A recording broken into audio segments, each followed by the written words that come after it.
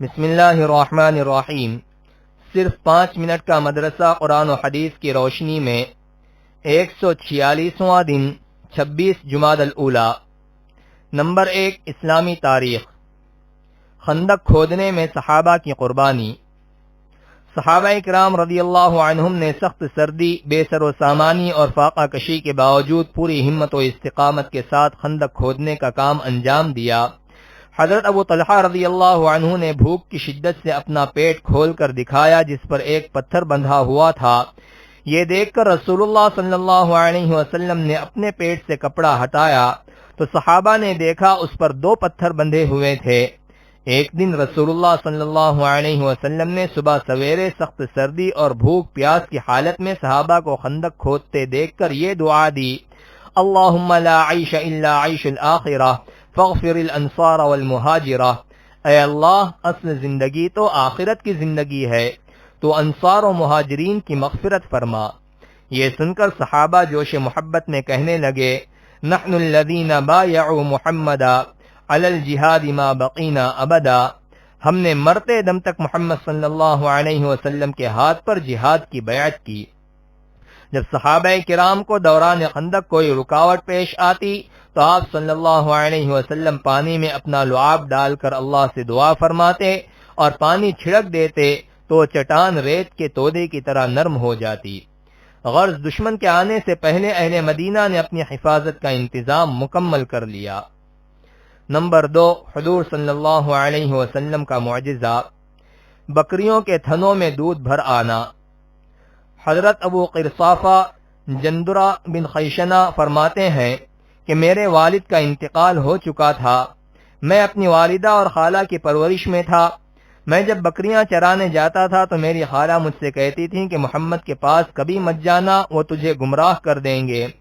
لیکن پھر بھی میں بکریاں لے کر گھر سے نکلتا اور بکریوں کو چرنے کے لیے چھوڑ دیتا اور میں رسول اللہ صلی اللہ علیہ وسلم کی مجلس میں چلا جاتا اور ان کی باتیں سنتا۔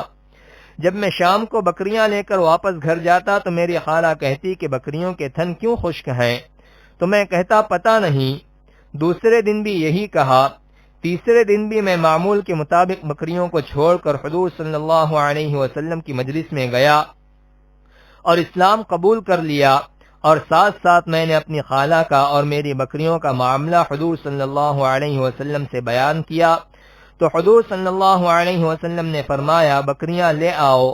میں لے کر آیا تو حضور صلی اللہ علیہ وسلم نے سب بکریوں کے پیٹ اور تھنوں پر اپنا مبارک ہاتھ پھیرا اور برکت کی دعا فرمائی تو ساری بکریاں موٹی ہو گئیں اور تھنوں میں دودھ بھر آیا۔ جب شام کو میں بکریاں لے کر گھر آیا تو خالہ نے فرمایا کیا بات ہے؟ تو میں نے کہا روزانہ جہاں چراتا تھا آج بھی وہیں چرائیں، لیکن میں اپنا واقعہ بیان کرتا ہوں۔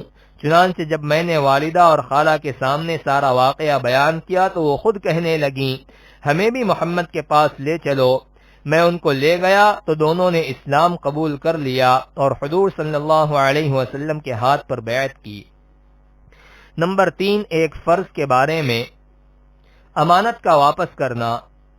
قرآن میں اللہ تعالیٰ فرماتا ہے اللہ تعالیٰ تم کو حکم دیتا ہے کہ جن کی امانتیں ہیں ان کو لوٹا دو۔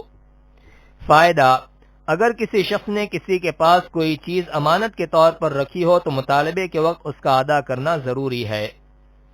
نمبر 4، ایک سنت کے بارے میں، نیک اولاد کے لیے دعا۔ نیک اور صالح اولاد کے لیے اس دعا کا اہتمام کرنا چاہیے: رب ہب لی من الصالحین۔ ترجمہ: اے میرے رب مجھے نیک اولاد عطا فرما۔ نمبر 5، ایک اہم عمل کی فضیلت، باپ کے ساتھ اچھا سلوک کرنا۔ رسول اللہ صلی اللہ علیہ وسلم نے فرمایا باپ کے ساتھ حسن سلوک کا اعلیٰ درجہ یہ ہے کہ اس کے چلے جانے کے بعد اس کے ساتھ تعلقات رکھنے والوں کے ساتھ حسن سلوک کرے۔ نمبر 6، ایک گناہ کے بارے میں، کفر کرنے والوں کا ناکام ہونا۔ قرآن میں اللہ تعالیٰ فرماتا ہے بے شک جو لوگ کافر ہو گئے اور انہوں نے اوروں کو بھی اللہ کے راستے سے روکا اور ہدایت ظاہر ہونے کے بعد اللہ کے رسول کی مخالفت کی تو یہ لوگ اللہ کے دین کو ذرا بھی نقصان نہیں پہنچا سکیں گے، اللہ تعالیٰ ان کے تمام اعمال کو برباد کر دے گا۔ نمبر 7، دنیا کے بارے میں صرف دنیا کی نعمتیں مانگنا۔ قرآن میں اللہ تعالی فرماتا ہے، جو شخص اپنے اعمال کے بدلے میں صرف دنیا کے انعام کی خواہش رکھتا ہے تو یہ اس کی نادانی ہے، اسے معلوم نہیں کہ اللہ تعالی کے یہاں دنیا اور آخرت دونوں کا انعام موجود ہے، لہذا اللہ سے دنیا اور آخرت دونوں کی نعمتیں مانگو، اللہ تمہاری دعاؤں کو سنتا اور تمہاری نیتوں کو دیکھتا ہے۔ نمبر 8، آخرت کے بارے میں ایک ساتھ جنت میں جانے والے۔ رسول اللہ صلی اللہ علیہ وسلم نے فرمایا، میری امت کے 70,000 یا 7 لاکھ افراد ایک ساتھ جنت میں داخل ہوں گے، ان کے چہرے 14ویں رات کے چاند کی طرح چمک رہے ہوں گے۔ نمبر 9، طب نبوی سے علاج۔ مسواک کے فوائد۔ رسول اللہ صلی اللہ علیہ وسلم نے فرمایا، مسواک ضرور کیا کرو کیونکہ اس سے اللہ کی خوشنودی حاصل ہوتی ہے اور آنکھ کی روشنی تیز ہوتی ہے۔ نمبر 10، نبی صلی اللہ علیہ وسلم کی نصیحت۔ رسول اللہ صلی اللہ علیہ وسلم نے فرمایا، تم اللہ کی عبادت اس طرح کرو گویا تم اس کو دیکھ رہے ہو، تم اپنے آپ کو مردوں میں شمار کرو، پھر ایک ایک پتھر اور درخت کے پاس اللہ کو یاد کرو، اور جب تم کوئی برا کام کر بیٹھو تو اس کے ساتھ ہی اچھا کام کر لیا کرو، پوشیدہ گناہ کے بدلے پوشیدہ نیکی اور کھلم کھلا گناہ کے بدلے کھلم کھلا نیکی کر لیا کرو۔